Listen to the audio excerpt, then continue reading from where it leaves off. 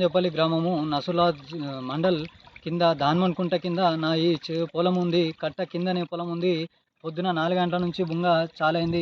అయినా ఇరిగేషన్ అధికారులు డీఓ కాడికి నచ్చిర్రు కానీ పూర్తి స్థాయిలో ఈ బుంగను పూడ్చలేకపోయారు. జేసీబీతో వచ్చి పూడ్చారు కానీ ఇదే విధంగా 3 ఇయర్స్ నుంచి ఈ కట్ట ఇదే బుంగ 3 ఇయర్స్ నుంచి పడుతుంది. అయినా అధికారులు ఎవరు పట్టించుకుంటలేరు.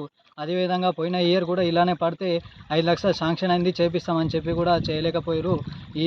ఇది ఇలానే జరిగితే కట్ట తెగిపోయే యోచనలు ఉంది. కావున దయతో నా ఈ పొలంని కాపాడాలని ఇరిగేషన్ ఏఈ సార్కు కోరుచున్నాను. ఇరిగేషన్ ఏఈ డిఈ వచ్చి నామమాత్రము ఈ పొక్కను గూడుతురు. పోయినసారి కూడా ఈ పొక్కని సారు కూడా వచ్చి ఇరిగేషన్ వాళ్ళు ఏఈ డిఈ వచ్చి కూడా ఈ కట్టను పరిశీలించి మూసేస్తామని చెప్పి కూడా ముయ్యలేకపోయారు. మళ్ళీ అదేవిధంగా జీపీఎస్ కింద ఉపాధి హామీ ఈ చెరు కింద నెల రోజుల వరకు నడిచింది. అయినా కూడా నేను ఆవేదనతో ఆ పొక్క గూడిపోమని చెప్పినా కూడా ఈ ఇరిగేషన్ వాళ్ళు కూడా మేము చేయిస్తాం, నీకు ఎందుకు బాధ అని చెప్పి కూడా చేపియలేరు.